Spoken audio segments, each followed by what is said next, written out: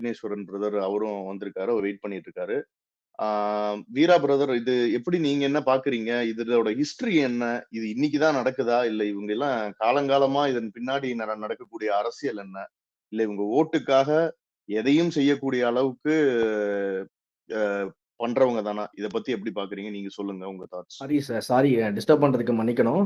ஒரு சின்ன வேலை இருக்கிறதுனால நான் இந்த ஸ்பேஸ்ல இருந்து ரிலீவ் ஆகிக்கிறேன். என்னுடைய நண்பர் வீரா வந்து அடுத்தது அவருடைய பாயிண்ட் ஆஃப் வியூல நம்முடைய இந்த விஷயத்தை பத்திலாம் பேசுவாரு. எல்லாரும் அதை எல்லாத்தையுமே எடுத்துக்கொண்டு மக்கள்கிட்ட கொண்டு போய் சேர்க்கணும் அப்படின்னு மட்டும் கேட்டுக்கிட்டு நன்றி கூறி விடைபெறுகிறேன். நன்றி, வணக்கம், தேங்க்யூ. ரொம்ப நன்றி தோழர். தேங்க்யூ. வீரா பிரதர், நீங்க அன்மியூட் பண்ணிட்டு நீங்க பேசலாம்.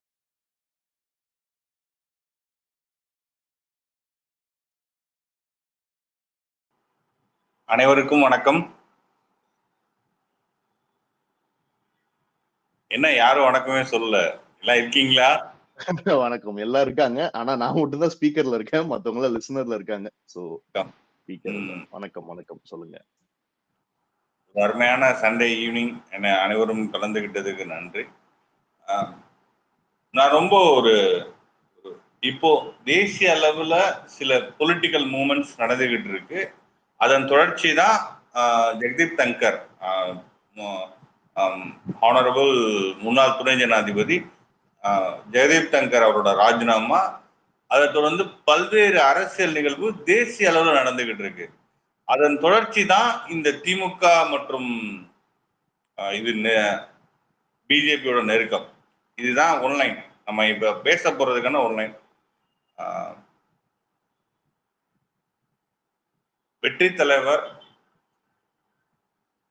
தளபதி அவர்களின் விர்ச்சுவல் வாரியர்ஸ், உங்களோட பணி வந்து அளப்பரியது. உங்களை எப்படி சொல்றதுன்னா, நம்மளோட இயக்கத்தை எப்பவுமே வந்து ஒரு உயிர்ப்புள்ள மக்கள் கிட்ட நம்ம கருத்தை வந்து செய்யறது வந்து ஆர்கானிக்கா இருக்கணும். எந்த இதுவும் எதிர்பார்க்காம ஒரு உளர்ச்சியோட தளபதிக்காகவும் தமிழக வெற்றி கழகத்திற்காகவும் தமிழக வெற்றி கழகத்தின் கொள்கையான மதச்சார்பற்ற சமூக நீதி கொள்கையை நிலைநாட்டுவதற்காகவும் உங்களோட பணி அளப்பரியது. உங்க பணியில நானும் இன்னைக்கு உங்களோட சேர்ந்து பயணிக்கிறேன் அப்படிங்கிறது உள்ளபடியே எனக்கு மகிழ்ச்சி தருது. அடுத்து வந்து இதை வந்து டாபிக் வந்து BJP surrender to DMK surrender to BJP. இதை நீங்க வந்து ரெண்டு இதுவா நான் பேச நினைக்கிறேன். ஒண்ணு வந்து பிஜேபி பாசிசம், டிஎம்கே ஊழல். ஊழலும் பாசிசமும் ஓரணியில திரளுது. எதற்காகனா தங்களோட நலனுக்கு ரெண்டு பேருக்குமே ஆபத்து வந்திருக்கு. தங்களோட நலன் தேசிய அளவுல பிஜேபி நலனையும் தமிழக அளவுல திமுக மன்னர் குடும்பத்தின் நலனும் இந்த நெருக்கடியில இருக்கு. அதற்கு குறிப்பா தேசிய அளவுல மதச்சார்பற்ற சக்திகளை வந்து எழுந்து வர்றாங்க. யூபி, பீகார் போன்ற பகுதிகளில் வந்து கடந்த தேர்தலில் பிஜேபிக்கு கடுமையான வீழ்ச்சி. யூபியிலேயே 37 சீட்டு தான் பிஜேபி ஜெயிச்சிச்சு. சமாஜ்வாதி பார்ட்டியோட கூட்டணி வந்து 43 சீட் ஜெயிச்சாங்க. அதனாலதான் அவங்களுக்கு கடந்த முறை மெஜாரிட்டி கிடைக்கல. இது வந்து 29ல இன்னும் வந்து பிஜேபி வந்து ஒரு 150 சீட் கூட தொடாது. அந்த அளவுக்கு ஒரு மோசமான தோல்வியை பிஜேபி எதிர்கொண்டுட்டு இருக்கு. தேசிய அளவுல மதவாத சக்திகளுக்கு பிரச்சனை, தமிழகத்துல அளவுல ஊழல்வாதியான இந்த மன்னர் குடும்பத்துக்கு பிரச்சனை. தங்களோட பிரச்சனைகளிலிருந்து தங்களை காப்பாற்றி கொள்ள இந்த ரெண்டு பாசிஸ்ட் போர்ஸ்களும் ஓரணியில திரண்டிருக்காங்க. எதிரணியில வெற்றி தலைவர் தளபதி அவர்களும் தமிழக வெற்றி கழகமும் மதச்சார்பற்ற சமூக நீதி கொள்கையை காப்பாத்துறதுக்காண்டி களத்துல நிற்கிறோம். போருங்கிறதே இந்த ரெண்டு பாசிஸ்ட் போர்ஸுக்கும் தமிழக வெற்றி கழகத்திற்கும் தமிழ் மக்களின் உணர்வுக்கும் உரிமைக்குமான குரலா இருக்க மதச்சார்பற்ற சமூக நீதி கொள்கைக்கும் தான். இந்த பாசிஸ்டுகளுக்கும் நம்மளோட கொள்கைக்கும் தான் இது வந்து ஒரு வரலாற்று போர். இந்த 2026 தேர்தல் என்பது இன்னொரு தேர்தல் அல்ல. 1971 தேர்தல் எப்படி ஒரு திருப்பு முனை தேர்தலோ அது போல 2026 தேர்தலும் வந்து ஒரு டெக்டானிக் சேஞ்ச் இருக்கும். இங்க அமைகிற களம் வந்து அடுத்த ஒரு 50 ஆண்டுகள் இருக்கும். 1971ல காங்கிரஸ் வந்து ஒரு டிசிசிவான டிஃபீட் வந்ததுக்கு அப்புறம் 77ல ஏடிஎம்கே வெர்சஸ் டிஎம்கேன்னு ஒரு களம் செட் ஆச்சு. அதுதான் இன்னைக்கு வரையும் கிரவுண்ட்ல இருக்கு. இது இந்த 2026 களம்ங்கிறது வந்து இந்த ஏடிஎம்கே டிஎம்கேங்கிற இதை உடைச்சு தமிழக வெற்றி கழகத்தை தமிழக அரசியல் களத்தின் மைய பொருளாக, வெற்றி தலைவர் தளபதி அவர்களை தமிழக அரசியல் களத்தின் மைய பொருளாக, தமிழக அரசியல் கழகத்தின் எபிசென்ட்ரா வெற்றி தலைவர் தளபதி அவர்கள் தான் இருப்பாங்க. இந்த டிரான்ஸ்பர்மேஷனுக்கான 2026 தேர்தலுங்கிறது இந்த டிரான்ஸ்பர்மேஷனை தரப்போகுது. இதற்கு பயந்து இந்த மாற்றத்தை எதிர்கொள்வதற்காக தான் இந்த பாசிஸ்ட் போர்ஸ் 2 பேரும் இணைஞ்சிருக்காங்க. இது என்னோட முதல் பாதி. 2வது பாதி என்னன்னா, திமுகங்கிற கட்சி அண்ணன் அருமை அண்ணன் டிஆர்பி ராஜா அவர்கள் சொன்ன மாதிரி திமுக காரனை சாதாரண நினைச்சிடாதடா, நான் எங்களுக்கு பெரிய வரலாறு இருக்கு அப்படின்னு சொன்னார்ல அண்ணன் டிஆர்பி ராஜா அவர்கள். வரலாறு தெரியுதா இல்லைன்னு தெரியல, நான் திமுகவின் வரலாறு சொல்றேன். அந்த வரலாற்று பக்கங்களை நீங்க ரிவர்ஸ்ல பெரட்ட துரோகமும் ஊழலும் மலிந்து கிடக்கு. ஒவ்வொரு பக்கத்திலும் ஒவ்வொரு வரிகளிலும் துரோகமும் ஊழலும் மலிந்து கிடக்கு. திமுக வரலாறு, திமுக காரனா சாதாரண நினைக்காத, உண்மையிலே சாதாரணமா நினைக்க முடியாது. கொஞ்சமாச்சும் மனசாட்சி இருந்தா முதுகுல குத்த மாட்டாங்க. உங்க வரலாறு ஃபுல்லா முதுகுல குத்துறதும் ஊழலும் நிலஞ்சு கிடக்கு. அதனால உண்மையிலே திமுக காரங்க சாதாரண நினைக்க முடியாது. அவங்க எப்படி சொல்றது, ஒரு ஆர்டினரி பர்சனாலிட்டிஸை விட அவங்க எதையும் அதிகாரத்திற்காண்டி, தன் குடும்ப நலனுக்காண்டி, தன் குடும்பத்தை காப்பாற்றுவதற்காண்டி எந்த பஞ்சமா பாதகத்தையும் செய்யக்கூடியவர்கள். இந்த 2 காலத்துலதான் நம்ம பேச போறோம். குறிப்பா நான் தேசிய அரசியல நான் தொட்டேன். அப்போ நீங்க கடந்த நாடாளுமன்ற தேர்தலில் பிஜேபி 243 சீட்டு, அதற்கு முன்னாடி 2014 282, 2019 303 அப்படின்னு கம்ஃபர்டபுள் மார்ஜின்ல பிஜேபி வெற்றி பெற்றிருந்தது. இந்த தேர்தலில் ஒரு 30 சீட் குறைவா மெஜாரிட்டி பெற்றிருந்தாங்க. இப்ப இருக்க ஆன்டி இன்குபென்சில தூபேங்கிற பிஜேபி எம்பியே சொல்றார், அது கேண்டிடேட் மோடி அவர்களுக்கு வயசாகுது, அடுத்து இன்னொரு பிரைம் மினிஸ்டர் கேண்டிடேட் வந்தா பிஜேபி 100 சீட்டை கூட தொடாதுன்னு பிஜேபி எம்பியே சொல்றார். இதுதான் தேசிய அளவுல பிஜேபி ஒரு கடுமையான ஆன்டி இன்குபென்சியை எதிர்கொண்டுகிட்டு இருக்கு. இதை சரி கட்டுவதற்கு பல்வேறு அரசியல் கணக்குகளை, கூட்டணி மாற்றங்களை, இப்ஸ் அண்ட் பட்ஸை தேசிய பாஜக முயற்சி பண்ணுது. அதுல நம்ம இன்னும் புரியுற மாதிரி சொல்லணும்னா, ஒரு கார் ஓடிட்டு இருக்கு, பட் அந்த கார்ல 1-2 டயர் வீக்கா இருக்குன்னு நீங்க ஃபீல் பண்ணீங்கன்னா என்ன பண்ணுவீங்க? இன்னொரு ஸ்டெப்னி டயர் கொண்டு வைப்பீங்க. எதுக்குன்னா, எந்த இடத்துல அந்த ஒரு டயர் வீக் ஆகுதோ அந்த இடத்துல ஸ்டெப்னி டயர் எடுத்து மாற்றுறதுக்கு. அது போல ஏடிஎம்கேங்கிற கட்சிய கன் பாயிண்ட்ல கூட்டணி வச்சுட்டு இதுல வந்த வரை லாபம், ஒருவேளை நமக்கு வருங்காலத்துல மெஜாரிட்டி கிடைக்காத பட்சத்துல தனக்கு பிஜேபிக்கு திமுக இன்னொரு ஸ்டெப்னியா இருக்கும். நான் ஏதோ வன்மத்துலையோ இல்ல காழ்ப்புணர்ச்சியோ இந்த வார்த்தையை சொல்லல. திமுகவின் வரலாறு நான் சொல்றேன். அது உண்மையா இல்லையான்னு தமிழக மக்களும் நம்முடைய விர்ச்சுவல் வாரியர்ஸும் நீங்களே உங்களோட சிந்தனைக்கு நான் அதை விட்டுறேன். குறிப்பா 1967 தேர்தல் ரொம்ப முக்கியமான தேர்தல். அந்த தேர்தல்ல திமுக ஒரு கூட்டணி ஆட்சியில ஜெயிக்கிறாங்க, கூட்டணி வச்சு ஒரு மெஜாரிட்டியில ஜெயிக்கிறாங்க.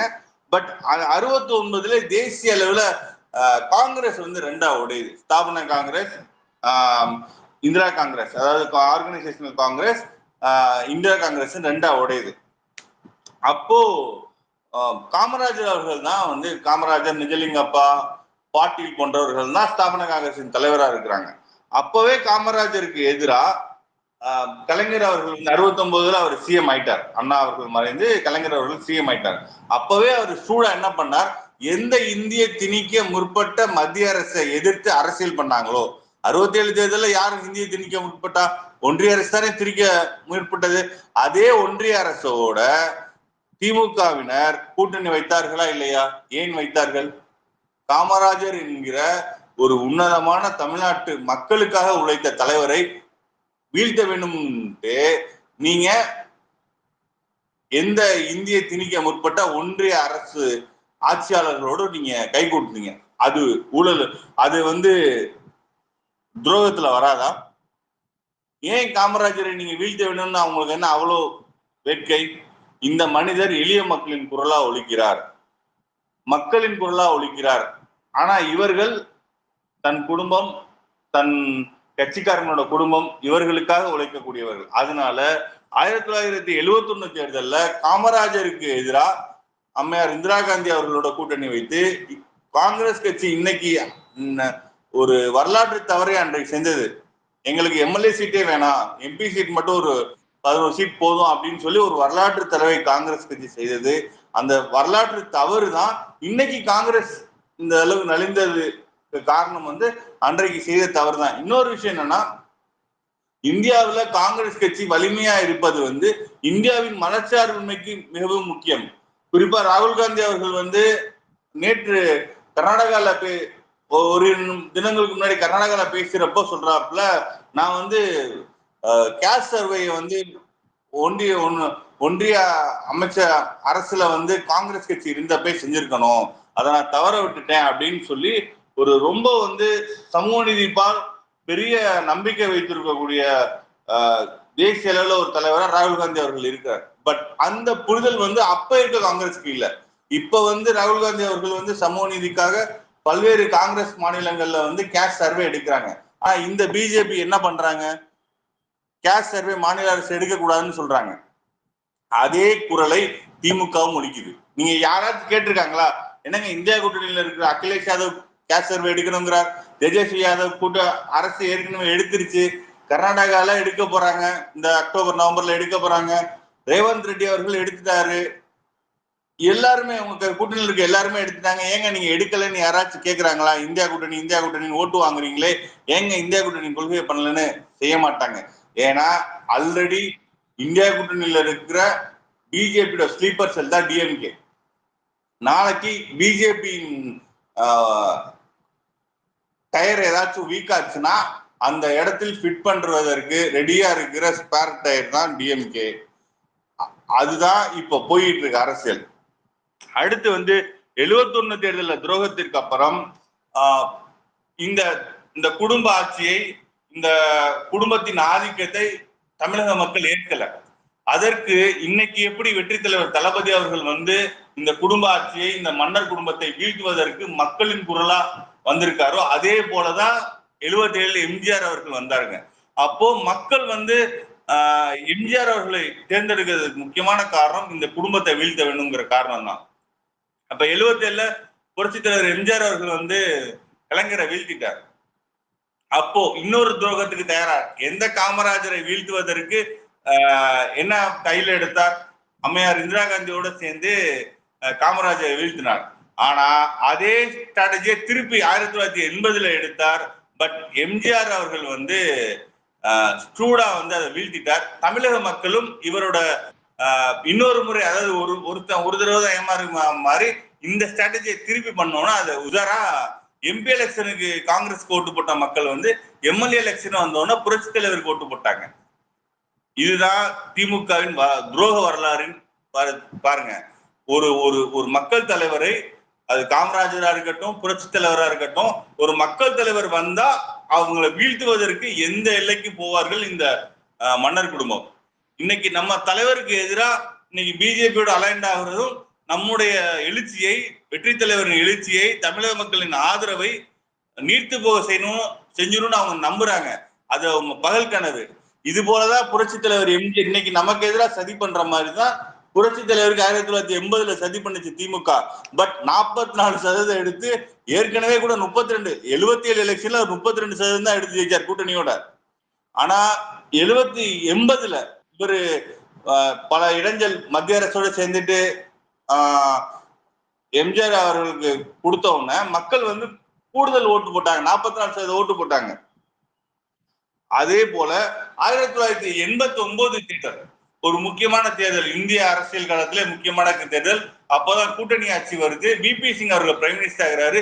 இன்னைக்கு தேசிய அளவுல 27% இடஒதுக்கீடு இருக்குன்னா அதுக்கு சமூக நீதி காவலர் விபி சிங் தான் காரணம். அன்னைக்கு ஒன்றிய அரசு, ஒன்றியத்தில் பிரதமரா இருந்த விபி சிங் அவர்களுக்கு பிஜேபி வெளியில இருந்து சப்போர்ட் பண்ணிட்டு இருந்தாங்க. அப்பதான் இந்த பாபர் மஸ்ஜித் பிரச்சனை நடந்துகிட்டு இருக்கு, மண்டல் கமிஷன் பிரச்சனை நடந்துகிட்டு இருக்கு. மண்டல் கமிஷனை எதிர்க்கிற பிஜேபி ரத யாத்திரை சோம்நாத்ல இருந்து அயோத்திக்கு ரத யாத்திரை போய் வடுநடுகிலும் மத கலவரம் நடக்குது. இதை லாலு பிரசாத் யாதவ் சமஸ்டிபூர்ல அத்வானி அவர்களை தூக்கி உள்ள போடுறாரு. இதை காரணம் காமிச்சு விபி சிங் அவர்களை கவுத்தது. உண்மையிலே கவுத்தது அவரை அரெஸ்ட் பண்ணதுக்காக இல்ல, மண்டல் கமிஷனை விபி சிங் இம்ப்ளிமெண்ட் பண்ணதுனாலதான் விபி சிங் அரசை அன்று பிஜேபி கவித்தது. ஆனா அதே விபி சிங் அவர்கள் அன்னைக்கு 89 தேர்தலில் திமுகவினர் ஒரு எம்பி சீட் கூட ஜெயிக்கல. அன்னைக்கு 40 சீட்ல லெப்ட் பார்ட்டி மட்டும் ஒரு சீட்டு இல்ல திமுக கூட்டணியில. ஆனா திமுக வாஷ் அவுட், திமுகவுக்கு 0 லோக்சபா எம்பி. ஆனா தன் குடும்பத்தை சேர்ந்த ஐயா முரசொலி மாறன் அவர்கள் மட்டும் ராஜ்யசபா எம்பியா இருந்தார். அவருக்கு மத்திய அமைச்சர் பதவி கொடுத்தார். யாரு? விபி சிங் அவர்கள். அவர் எந்த அளவுக்கு சமூக நீதி காக்கக்கூடிய நபர்னா அவர் தான் காவிரி மேலாண்மை வாரியம் அமைத்தார். அப்படி தமிழ் மக்கள் மேலும் சமூக நீதி மேலும் பெரிய நம்பிக்கை வைத்த விபி சிங் அவர்கள் பெருந்தன்மையா எம்பி சீட்டை ஜெயிக்காத உங்களுக்கு அமைச்சர் பதவி கொடுத்தார். ஆனா அவர் அரசை கவிழ்த்தது பிஜேபி. அந்த பிஜேபியோட 98 தேர்தல் நீங்க எதை சொல்லி ஓட்டு கேட்டீங்க? எங்களுக்கு பிஜேபி மதவாதம், அதை எதிர்க்கிறோம்னு சொன்னீங்க. உங்களுக்கு ஒரு லிமிட்டட் அமௌண்ட் ஆஃப் ஒரு 6 எம்பி சீட் கிடைச்சிச்சு லோக்சபால. 99 மார்ச் மாசம் லயோலா காலேஜ், நம்ம லயோலா காலேஜ்ல கலைஞர் என்ன பண்றாரு? மதவாதத்தை எடுத்து கையெழுத்து இயக்கம் நடத்துறார். இப்படித்தான் ஒவ்வொரு எலெக்ஷனுக்கும் ஒரு கதை, ஒரு வடை. இதுதான் திமுகவின் வரலாறு. கருப்பு பலூன் விடுவாங்க, நீட்டு கையெழுத்து நடத்துவாங்க. இன்னைக்கு நீட் என்னாச்சு? எங்க அப்பாவுக்கு ரகசியம் தெரியும். இதே போலதான் 99லயும் பண்ணாரு. 99 மார்ச் மாசம் லயோலா காலேஜ்ல மதவாதத்தை எடுத்து கையெழுத்து இயக்கம் நடத்தினார். அடுத்த மாசம் எப்ப? 99 ஏப்ரல்ல லோக்சபால நோ கான்பிடன்ஸ் மோஷன் வருது. வாஜ்பாய் அவர்களுக்கு எதிராக நோ கான்பிடன்ஸ் மோஷன் வருது. அதை ஆதரிக்கிறது. ஆனா நீங்க பெற்ற 6 எம்பியும் பிஜேபியை எதிர்த்து பேசி பெற்ற எண்ணிக்கை. அந்த 6 எம்பியும் பிஜேபி வேணான்னு சொல்லி ஓட்டு போட்டாங்க மக்கள், அவங்கதான் எம்பியா இருக்காங்க. ஆனா நோ கான்பிடன்ஸ் மோஷன்ல பிஜேபியை நீங்க ஆதரிச்சீங்க. ஆனா ஐயா மூப்பனார் அவர்கள் இருக்காரு, அவர்கிட்ட 3 எம்பி இருந்துச்சு. அவரையும் எவ்வளோ பேசி பார்த்தாங்க. உங்களுக்கு மத்திய அமைச்சர் எதுக்குமே இல்ல. ஒரு காலம் பிஜேபி ஆதரிக்க மாட்டேன்னு சொன்னார் மூப்பனார். ஆனா நீங்க நிக்கலையே. எப்படி இன்னைக்கு மதச்சார்பை பேசுறீங்களே? ஊருக்கு நான் தான் ஒரு டிபேட்ல சொன்னேன், உண்மையிலே காவி பெயிண்ட் அடிக்கணும்னா அறிவாலயத்துக்கு தான் காவி பெயிண்ட் அடிக்கணும்னு சொன்னேன். நீங்க அன்னைக்கு கொள்ளை குண்டுனா நின்றுக்கணுமே. ஐயா மூப்பனார் நின்ன மாதிரி ஏன் நிக்கல? 99 மார்ச்ல ஒரு பேச்சு, ஏப்ரல்ல ஒரு பேச்சா? அண்ணா வடிவேல் சொல்ற மாதிரி அது போன மாசம், இது இந்த மாசம்ங்கிற மாதிரி மார்ச்ல ஒரு பேச்சு, ஏப்ரல்ல ஒரு பேச்சா? அடுத்து இது கடந்து போகுது. இந்த 99 ஆட்சி பொறுப்புக்கு அந்த பிஜேபி 2002 பிப்ரவரியில கோத்ரால கலவரம் நடக்குது. அதை எதிர்த்து பார்லிமெண்ட்ல எதிர்கட்சிகள் எல்லாம் தீர்மானம் கொண்டு வர்றாங்க. என்ன தீர்மானம் கொண்டு வர்றாங்கன்னா, இந்த கலவரம் நடந்தது தப்பு, அதை கண்டிச்சு பார்லிமெண்ட்ல தீர்மானம் கொண்டு வராங்க. அந்த தீர்மானத்தை எதிர்த்து ஓட்டு போட்டது இந்த பிஜேபி, டிஎம்கே. ஏன்னா அன்னைக்கு மத்திய அமைச்சரவையில் இருந்த டிஎம்கே இந்த கோத்ரா கலவரத்தை ஆதரித்திருக்கு. இன்னைக்கு நம்ம என்ன பண்ணணும்னா, நம்முடைய வெற்றி கழக தோழர்கள் அன்னைக்கு பார்லிமெண்டரி ரெக்கார்ட்ஸ் இருக்கு, கோத்ரா கலவரத்தை ஆதரித்து பாராளுமன்றத்தில் ஓட்டு போட்டீர்களா இல்லையா? நம்முடைய தோழர்கள் இஸ்லாமியர்கள் கிட்ட மதச்சார்பற்ற சக்தி, தமிழகத்துல பெரும்பான்மை சிறுபான்மை எல்லாம் கிடையாது. நம்முடைய வெற்றி தலைவர் தளபதி அவர்கள் மட்டும்தான் தமிழகத்துல சிறுபான்மை அணினே ஒரு அணி இல்ல. ஏன் இல்ல? பெரும்பான்மை சிறுபான்மை பிரிக்க தேவையில்லை. நம்ம மக்கள் எல்லாருமே நம்ம மக்கள். திமுகவின் பித்தலாட்ட அரசியல் தான் இந்த சிறுபான்மை பெரும்பான்மை அரசியல். நீங்க நம்முடைய மக்கள்கிட்ட போய் நீங்க பாருங்க, பார்லிமெண்ட்ல கோத்ரா கலவரத்தை ஆதரித்து ஓட்டு போட்டு திமுக. அதே போல சிஐஏ சட்டம், இன்னைக்கு வந்திருக்க சிஐஏ சட்டம், இது 6வது அமெண்ட்மெண்ட். இதுக்கு முன்னாடி 3வது அமெண்ட்மெண்ட் ஒன்று நடந்திருக்கு 2003 டிசம்பர்ல. அந்த 2003 டிசம்பர்ல தான் என்ஆர்சி எடுக்கணும், நேஷனல் ரிஜிஸ்ட்ரி ஃபார் சிட்டிசன்ஷிப் எடுக்கணும்னு மேண்டேட் பண்ணதே. அது சட்டப்படியா அது என்ஆர்சி எடுத்தே ஆகணும் அப்படிங்கிற மேண்டேட் பண்ணதே 2003 சிஐ ஆக்ட் படியா 2003 நடந்த ஆக்ட். அது 3rd அமெண்ட்மெண்ட். இதுவரையும் 6 அமெண்ட்மெண்ட்ல அது 3rd அமெண்ட்மெண்ட். அதை ஆதரித்தது திமுக. அதே போல ஃபாரின்ல இருந்து இப்ப இன்ஃபில்ட்ரேட் ஆகிறாங்களா, அவங்களுக்கு இந்த சிட்டிசன்ஷிப்ல வந்து இவ்வளவு டஃப் பண்ணி அவங்களுக்கு எல்லாம் கிடையாது, நேச்சுரலைசேஷன் கிடையாது. இந்தியாவில் பிறந்தாவே இங்க சிட்டிசன்ஷிப் இந்த சூழ்நிலை வந்து டஃப் பண்ணது அந்த அமெண்ட்மெண்ட் தான். இன்னைக்கு வந்து சிஏஏ சட்டம் வந்து எக்ஸ்ட்ரா என்ன பண்ணிருக்காங்கன்னா, பங்களாதேஷ்ல இருந்து பாகிஸ்தான்ல இருந்து வர இஸ்லாமியர்களுக்கு சிட்டிசன்ஷிப் கிடையாது, ரிலீஜியஸ் பேசிஸ்ல தடுத்திருக்காங்க. இது வந்து மதச்சார்பின்மைக்கு எதிரானது. மத அடிப்படையில எந்த மக்களையும் தடுக்க கூடாது. நீங்க கொடுத்தீங்கன்னா எல்லாத்துக்கும் கொடுங்க. அப்படி நீங்க இந்துக்களுக்கு மட்டும் கொடுக்குறீங்கன்னா ஸ்ரீலங்கன் தமிழ் சிந்துக்கள் தானே, ஏன் அவங்களுக்கு தர மாட்டேங்கிறீங்க? அப்போ உங்க நோக்கம் வந்து இந்துக்கள் இது இல்ல, உங்களுக்கு ஒரு இனிமையை பிக்ஸ் பண்ணிக்கிட்டு அவங்கள்ட்ட போதுறீங்க. இப்ப நீங்க ஸ்ரீலங்கன் தமிழ் ரெஃப்யூஜிஸ் 20 வருஷத்துக்கு மேல இருக்காங்க, 30 வருஷத்துக்கு மேல இருக்காங்க. அவங்க எல்லாம் இந்துக்களா இல்லையா? ஏன் அவங்களுக்கு ஏன் தர மாட்டேங்கிறீங்க? அப்போ நீங்க உங்களோட இந்துக்களை பாதுகாக்கணும்னு நீங்க மக்களை திரட்டுறதுக்கு தான் சொல்றீங்க. மத அடிப்படையில நீங்க மத அரசியலுக்கு உங்களோட உள்நாட்டுக்குள்ள நீங்க அதிகாரத்தை கைப்பற்றுவதற்கு மக்களை திரட்டுவதற்கு பயன்படுத்துறீங்க. அதுதான் உங்களோட இலக்கு. இதுல வந்து நீங்க கரெக்டா பாத்தீங்கன்னா அந்த அந்த என்ஆர்சியை பண்ணணும் மேண்டேட் பண்ணதுதான் இன்னைக்கு வந்து அதுக்கு இன்னைக்கு பண்றதற்கான அடிப்படை வந்து அன்னைக்கு என்ஆர்சியை மேண்டேட் பண்ணதான். அதை ஆறுது திமுக. நம்ம கோத்ரா விஷயத்தையும் இந்த சிஏஏ விஷயத்தையும் தமிழக மக்கள் மூளை முடுக்க கொண்டு போகணும். நம்மளுடைய தோழர்கள் நம்ம சொல்றது உண்மை இல்லைன்னு திமுக காரங்க சொல்லட்டும், நாங்க பண்ணலன்னு சொல்லட்டும், சொல்ல மாட்டாங்க. நான் பல விவாதத்தை பேசியிருக்கேன். நீங்க பண்ணீங்க இல்லைன்னு சொல்லுங்க. நான் கேட்கிறேன், நீங்க இல்லைன்னு சொல்லுங்க, நான் செய்யவே இல்லைன்னு சொல்லுங்களே. சொல்ல மாட்டாங்க. ஏன்னா அவங்க செஞ்சது உண்மை. நம்ம வந்து அவர்கள் போல ஆபாசமாவோ அவதூறாவோ பேசக்கூடாது. நம்முடைய தலைவர் வெற்றி தலைவர் தளபதி அவர்கள் நம்மளை வந்து ஒரு டீசென்ட் அட்டாக் பட் டீப் அட்டாக்கா இருக்கணும். நம்ம பேசுற ஒவ்வொரு வார்த்தைக்கும் கனமான அர்த்தங்கள் இருக்கணும். அது வந்து எதிரியை பயமுறுத்தணும். ஆனா தரக்குறைவா பேசக்கூடாது. வரலாற்று தரவுகளோட நீங்க இந்தியாவின் மதச்சார்பின்மைக்கு என்னென்ன தீங்குகள் பண்ணீங்கன்னு நாங்க முன்ன வைக்கிறோம். இல்லைன்னு மறுங்க. ஏன் அவதூற பேசுறீங்க, தனிப்பட்ட தாக்குதல் பண்றீங்க? அதுதான் தப்பு. அடுத்து வந்து இந்த 2004 வரையும் ஆட்சி பொறுப்பு, 2003 டிசம்பர் வரை ஆட்சி பொறுப்புல இருந்தாங்க. இது எல்லாத்தையும் கடந்து வெங்கடாஜலய கமிட்டின்னு ஒரு கமிஷன் போட்டாங்க. அது கான்ஸ்டியூஷனை ரிவ்யூ பண்றதுக்காண்டி ஒரு கமிஷன் போட்டாங்க. இன்னைக்கு பார்லிமெண்ட்டை கான்ஸ்டியூஷனை மாத்தணும்னு சொல்ற பிஜேபி அன்னைக்கே அதுக்கான விதையை போட்டாங்க. இது எல்லாத்தையும் ஆதரித்தது திமுக. இன்னைக்கு நம்மளை குறை சொல்றாங்க. ஓ, கம் டு த பாயிண்ட். இந்த வரலாறு ஏன் சொன்னேன்னா, இன்னைக்கு நம்மள பலர் 2K கிட்ஸ் நிறைய நம்ம பசங்க இருக்காங்க. இந்த திமுகவினர் வந்து இன்னைக்கு தான் இப்படி பண்றாங்க, என்னமோ இன்னைக்கு தான் வந்து தப்பு பண்ணிட்டாங்க, ஃபர்ஸ்ட் டைம் கிரைம் பண்ணவங்க இவங்க கிறிஸ்டி சீட்டர். திமுகவினர் வந்து துரோகம் செய்வதிலும் ஊழல் செய்வதிலும் கிறிஸ்டி சீட்டர். நீங்க காமராஜர் காலத்துல இருந்து இவங்களுக்கு இதான் வேலை. ஒண்ணு சொல்லுவாங்க, இன்னொன்னு செய்வாங்க. எமர்ஜென்சில அடி நொறுக்குனாங்க. ஆனா நேருவின் வருக நிலையான ஆட்சி தருகன்னு சொன்னாங்க. ஏன்னா தன்னோட ஊழலையும் தன்னோட குடும்ப ஆட்சியையும் புரட்சி தலைவர் எம்ஜிஆர் அவர்களையும் வீழ்த்தணும். அப்பதான் நம்ம பவருக்கு வந்து கொள்ளையடிக்க முடியும். தமிழக மக்கள் இவர்களை ஏற்கல, அது வேற விஷயம்.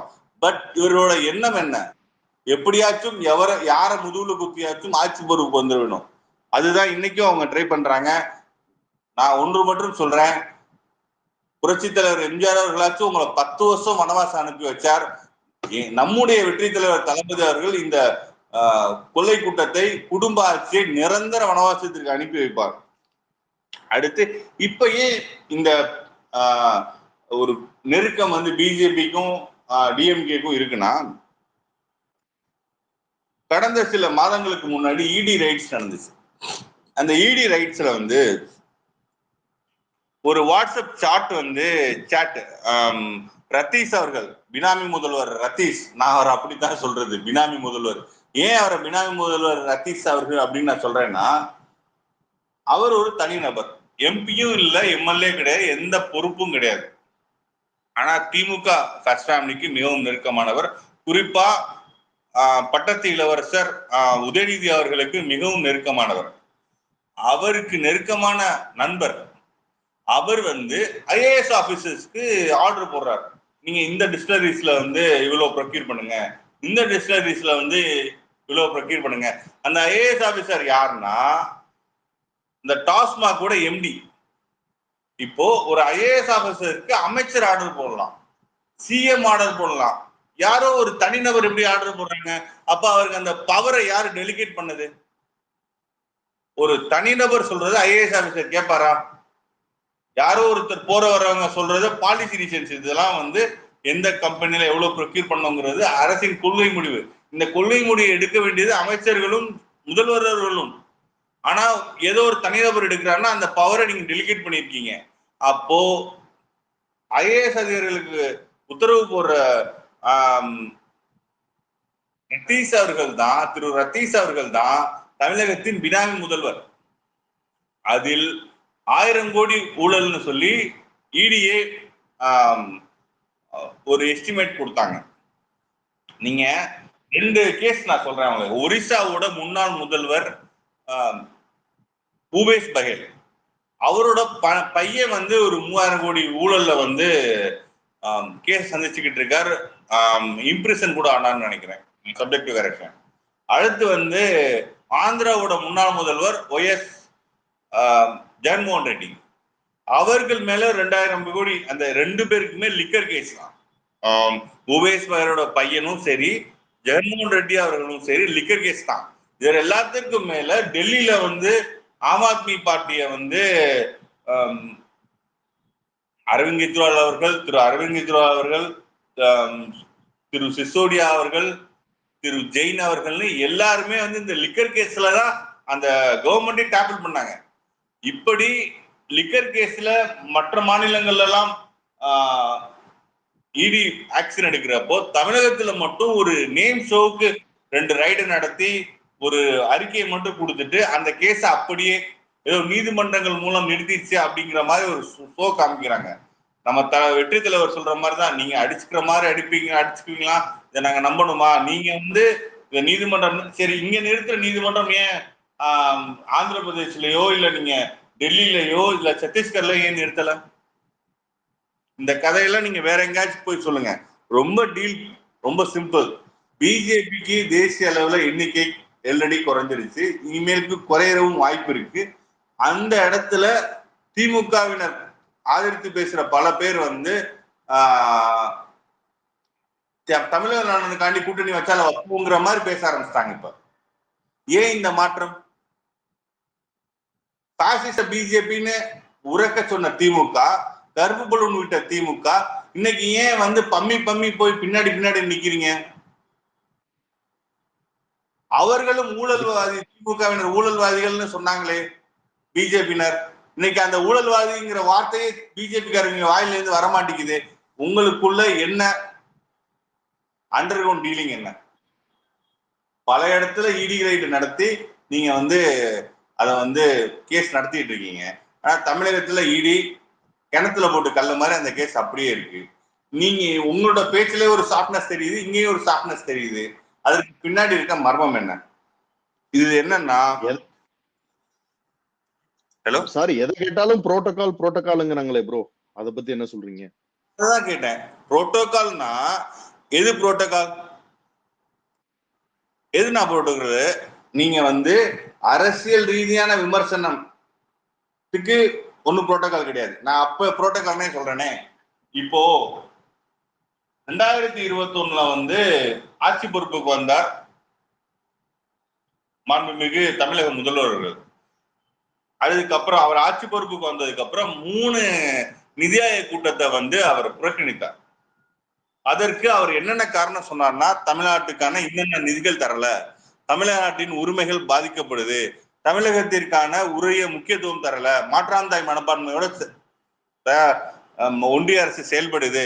நம்ம என்ன தமிழக வெற்றி கழகம் சார்பா நம்முடைய தோழர்கள் தமிழக மக்களுக்கான உரிமையை வேணும், நிதியை கொடுக்கணும், ஒன்றிய அரசு தரணும்னு தான் நம்மளோட ஸ்டாண்ட். நம்ம அந்த இடத்துல தமிழக அரசு நம்ம விட்டு கொடுத்தோமா? விட்டு தரல. ஆனா இடி ரைடு நடந்தவன தெய்வமே என்னை காப்பாத்துன்னு சொல்லி உன் கைய காலா நினைக்கிறேன்னு ஏன் டெல்லி ஓடுனீங்க? நிதி எந்த 3 நிதி ஆயோக் கூட்டத்தை நீங்க என்னென்ன காரணத்தை லிஸ்ட் பண்ணீங்க? இந்த 1, 2, 3 இந்த காரணத்துக்காண்டி நான் போல, ஓகே ஃபைன். அதுல 3வது நிதி ஆயோக் கூட்டத்துக்கு நீங்க ஸ்கிப் பண்றப்போ ஒரு 9 நிமிஷம் வீடியோ, மொக்க வீடியோ, கோரியோகிராஃபி யார் பண்ணாருன்னு தெரியல, அவ்வளவு மொக்க வீடியோ. அந்த வீடியோவை போட்டு இதுக்காண்டி இந்த காரணத்துக்காண்டி நான் போடலைன்னு சொன்னீங்க. நீங்க சொன்ன காரணங்கள் இன்னைக்கும் இருக்கு. இன்னைக்கு என்ன டேட்டு? இன்னைக்கும் இருக்கு. 27 ஜூலை 2025க்கு ஈவினிங் 8:46 வரையும் அந்த நீங்க என்னென்ன இதை லிஸ்ட் பண்ணீங்களோ அது அப்படியே இருக்கு. இன்னைக்கு குடும்ப சகிதம் போய் நீங்க வரவேற்கிறீங்களே, ஏன் வரவேற்கிறீங்க? இப்படி சிஎம் இத்தனை அமைச்சர்கள்லாம் தேவையில்லை. புரோட்டோகால் தான். நீங்க ஒரு பொலிட்டிக்கலா நீங்க ஹீட்டடா பேசுனீங்களே, அதெல்லாம் இல்லையே. சரி, நீங்க 3 விஷயத்துக்கு நீங்க ஸ்கிப் பண்ண திமுகவினர், அமைச்சரவை பெருமக்கள், 4வது இதுக்கு சிஎம் ஏன் நேர போறார்? நீங்க ஸ்கிப் பண்ணலாம்ல. நீங்க சொன்ன காரணங்கள் அப்படியே தானே இருக்கு. இடி ரைடுக்கு முன், இடி ரைடுக்கு பின், அதுதான் உண்மை. இடி ரைடுக்கு அப்புறம் நீங்க போய் டெல்லியில பாக்குறீங்க, அப்படியே இடி ரைடுக்கு கிணத்துல போட்ட கல்லு மாதிரி அப்படியே சிங்க் ஆகுது. உடனே உங்களை நீங்க அவங்கள திட்டுறத சாப்டன் பண்றீங்க, அவங்க உங்களை திட்டுறத சாப்டன் பண்றாங்க. இந்த நாடகத்தை தமிழக மக்கள் நம்புவாங்க நீங்க நினைச்சீங்கன்னா உங்களை பார்த்து பரிதாபம் தான் வருது. 2 பேரும் சேர்த்து சொல்றேன், பிஜேபியினரும் திமுகவினரும் நீங்க 2 பேரும் நடுற நாடகத்தை தமிழக மக்கள் நம்புவார்கள் என்று நினைத்தீங்கன்னா உங்களை பார்த்து பரிதாபமா தான் இருக்கு. 80லே நாடகம் போட்டு பார்த்தாங்க. அப்பவே தமிழக மக்கள் புரட்சி தலைவரை தேர்ந்தெடுத்த மாதிரி 2026 வெற்றி தலைவர் தளபதி அவர்களைத்தான் தமிழக மக்கள் தேர்ந்தெடுப்பாங்க. தமிழகத்தின் கொள்கையான மதச்சார்பற்ற சமூக நீதியை வெற்றி தலைவர் தளபதி அவர்கள் முன்னெடுக்கிறாங்க. நீங்க போடுற கபட நாடகத்தை ஏற்க மாட்டாங்க. இந்த புரோட்டோகால்ங்கிற விஷயம் நீங்க இந்த நிதி ஆயோக் கூட்டத்துல வச்சே நீங்க புரிஞ்சுக்கலாம். நீங்க புரோட்டோகால்ங்கிறது இவங்களோட பொலிட்டிக்கல் டைனமிக்ஸை மாத்துறதுக்கு ஏத்த மாதிரி அவங்க புரோட்டோகாலை யூஸ் பண்றாங்க. அடுத்து டெல்லி அரசு, அதாவது இந்திய ஒன்றிய அரசு எப்படி செயல்படும்னா, முதல்ல ஊழல் பண்ண விடுவாங்க, நல்லா கொள்ளையடிங்கன்னு விடுவாங்க. 3 வருஷத்துக்கு அப்புறம் லைட்டா ஆரம்பிப்பாங்க. அதுக்கப்புறம் அந்த பார்ட்டியை 2 ஆக்குவாங்க. அதுக்கப்புறம் அதுல ஒரு செக்ஷனை கையில எடுத்துக்குவாங்க, ஒரு செக்ஷனை எதிரியாக்குவாங்க.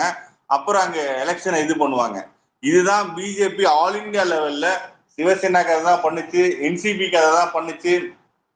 ஜேடியு கட்சிய 25 வருஷமா கூட்டணியில் இருக்காங்க.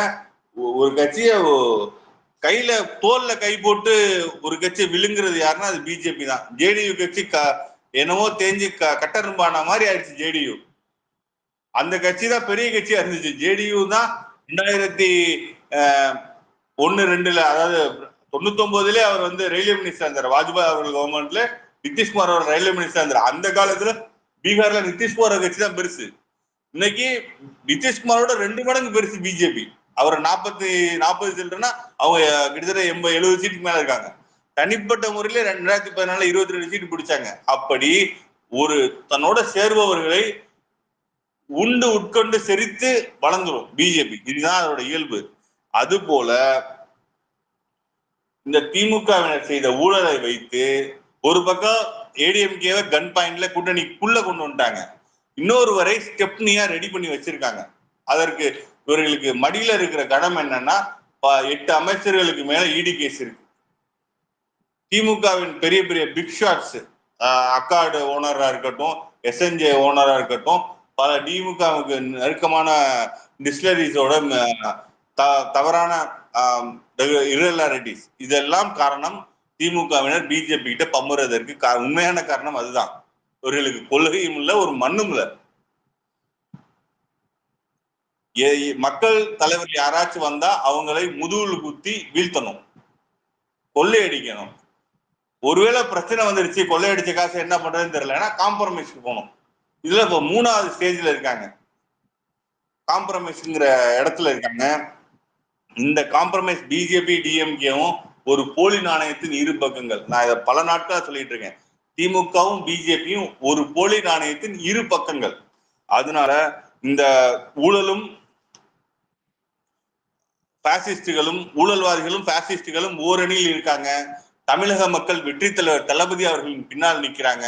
2026 1977 புரட்சி தலைவர் எம்ஜிஆர் அவர்கள் எப்படி 32% ஓட்டு வெற்றி பெற்றாரோ அது போல வெற்றி தலைவர் தளபதி அவர்கள் 35% ஓட்டு எடுத்து தமிழகத்தின் முதல்வராக பொறுப்பேற்பார்.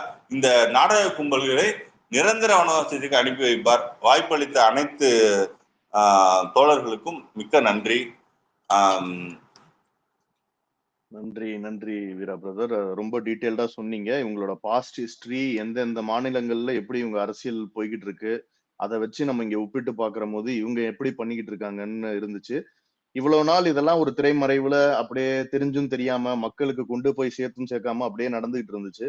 ஆனா இன்னைக்கு ஒரு மிகப்பெரிய அரசியல் புரட்சியை உண்டாக்குறதுக்கு நம்ம இருக்கோம் இங்க. இவங்களோட கபட நாடகங்களை வெளியில எக்ஸ்போஸ் பண்றதுக்கும் இதை மக்களுக்கு எடுத்து சொல்றதுக்கும் தளபதி வழி நின்று நம்ம என்னைக்குமே இதை கண்டிப்பா செய்வோம். அதே மாதிரி நீங்க இப்ப சொன்னீங்க எப்படி மக்கள் நம்மளோட துணை நிக்கிறாங்கிறத இப்ப களத்திலயும் சரி, இப்ப ஆன்லைனை தாண்டி நம்ம களத்துல பாக்குற போது, பொதுக்கூட்டங்கள் நடக்கிற போது, ராஜ்மோகன் அண்ணன் எல்லாரும் போய் பேசுற போது அவ்வளோ வரவேற்பு, அவ்வளோ கூட்டங்கள் இதா பாக்குறாங்க. ஸோ அதெல்லாம் ரொம்ப ப்ராமிசிங் சைன்ஸா இருக்கு. கண்டிப்பா we came here to make a difference and it's definitely happening. அந்த வகையில எல்லாருக்குமே ரொம்ப சந்தோஷமா இருக்கு. அதே மாதிரி தோழர்கள் எல்லாமே இது ரொம்ப பொறுமையாக இவ்வளோ இன்ஃபர்மேஷன்ஸையும் கேதர் பண்ணியிருக்கோம்.